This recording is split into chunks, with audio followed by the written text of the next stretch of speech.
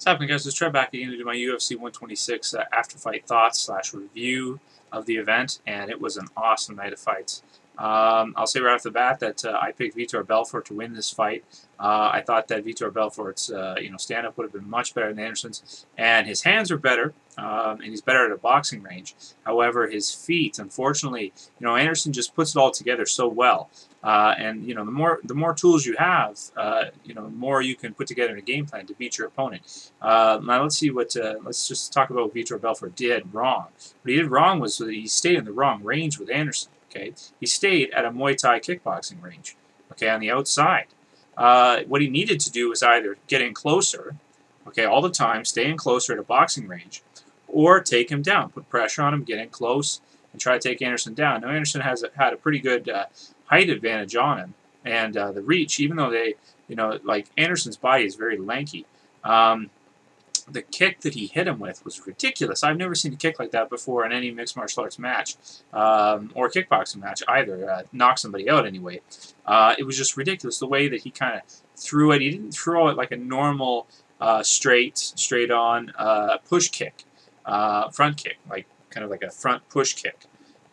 Is really what it is, because you kind of go on one leg and then you just put your other leg forward, and when you bend your knee in, go straight, it kind of pushes the person back. The way he threw it was he got down, okay, and Vitor, because he is very big into boxing, he holds his chin kind of up higher and protects it with his hands, and he kind of snuck it in between at such an angle that he hit him right under the jaw and snapped his head back. Hit him at the perfect, right on the chin, snapped his head back. Perfect spot, just with the bottom of the, like the ball of his foot, and just, perfect up. It was ridiculous. I've never seen anything like it. So he must obviously put that together and practice that a lot for Vitor, just watching him and the way he fights and stuff. I don't know who put together that game plan for Vitor. If that was Randy Couture, what the hell are you thinking, Randy? Like, that was horrendous, man. To fight him at that range and to not put pressure on him. We've already established from Chael Sonnen's fight that the best way to fight Anderson Silva is to put pressure on him. He did not do that. So as you can see, it was kind of like a, it was a very quick knockout. Anyway, so that was a fantastic, thing to see. And who is there left to fight Anderson Silva now? I mean, come on. In his weight class, there's nobody. He's going to face, Yushin Okami next? Like, we really want to see that? Like, come on. Does anybody think that Yushin Okami is going to be able to beat Anderson Silva?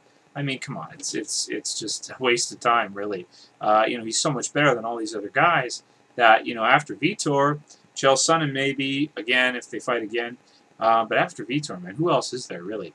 I mean, I would like to see him fight Chael again. But other than that, there's really nobody else I would like to see him fight other than, well, in his weight class anyway. I think the best way to go is to, you got to go with GSP, man. GSP versus Anderson Silva. Make it happen. It's the perfect time. It's the perfect thing to counter a Alistair Overeem versus Fedor, event. Put a pay-per-view on the same day that's going to happen. There you go, UFC. There's your brilliant idea, okay? Put on GSP versus Anderson Silva on the same night as Reem versus Fedor, and you'll squash Strikeforce. Okay, do it. Anyway, they're not going to, but eventually they should do it, because it's getting to the point now where they're getting pretty thin. GSP and Anderson Silva start fighting guys, twice over. Like, do we really want to see them fight guys twice over? I mean, come on. So, anyway, Vitor seriously underperformed from what myself and a lot of other people thought he could do and he would be able to do. Maybe it was just the size and the way that the matchup went, and, the fact that Anderson's got such a longer reach and, can keep it at that range is just a bad matchup standing for Vitor. So, I guess that's how it goes. Anyway, moving on. So you had Rich Franklin against Forrest Griffin. I was also wrong on this one, too. I thought that Rich would be able to do better. Forrest came back even after a year off and fought tremendous. Used his size, took him down, worked ground and pound the whole first round.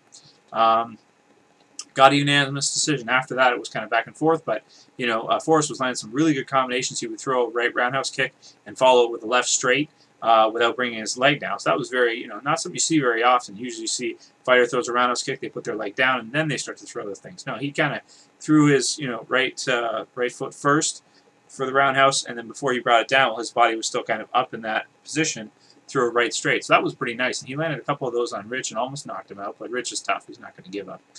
So that was a really good fight. It ended up being a decision, but I think it was the right decision. I think Forrest did win that fight. His size just proved to be too much. You know, Rich Franklin, another one of those guys who's just kind of like, he doesn't want to stay at 185 because he doesn't want to fight Anderson or Vitor, maybe even or Chael Sonnen. And then he goes up to 205, and what happens? You know, he so he's just, you know, he's in a bad spot, unfortunately, because the guys are getting so good now. Now let's talk about probably the most exciting news for the future. John Jones beats Ryan Bader like it's nothing. You know, out wrestles him, takes him down over and over again, pretty much, and ends up submitting him. So that was amazing. Right after we hear that Rashad's been hurt apparently, and so John Jones is going to be facing Shogun for the title. So that will be very interesting. I'm really excited to see that. Let me know what you guys think about that. I'll be doing a prediction video for that, but I'd say right off the bat that, you know, before I really think too hard about it, I'd say you have to go with John Jones in that fight just because, you know, Shogun is susceptible to wrestlers, and John Jones is a really good wrestler. He should be able to control that fight very easily and beat Shogun, but I'll do a prediction for that later. Anyway, this was a fantastic night of fights. Crazy kick from Anderson Silva. Absolutely crazy. Never seen anything like it. So, you know, it was funny because Anderson started toying with Vitor a little bit, putting his head down, and then he got punched a couple times, and he realized, oh shit, I can't do that with him. And then he puts his hands back up. Like, okay, all right. I'll cut that shit out for a while. And then he pulls a kick like that. Absolutely ridiculous. Well, I guess that's what happens. I still hate him, but I can at least accept that he's definitely one of the best fighters the UFC has ever had, for sure. Probably the best at this point. Hopefully he'll be able to keep this streak going. I really want to see him face GSP. I think GSP should take that, but I mean now, after watching these last couple fights, the guy just seems to be blessed by an angel. Every time he fights somebody who it seems like will be a good matchup to beat him, or is beating him, he just, you know, pulls something out of his ass like that. It's not a triangle choke at 24 minutes. It's a left up kick, you know, almost from a crouching position, knocking the guy out in one set. A guy who's never been knocked out before. Absolutely ridiculous. A striker. All right, guys, this is for now. I'll see you. Trust and peace.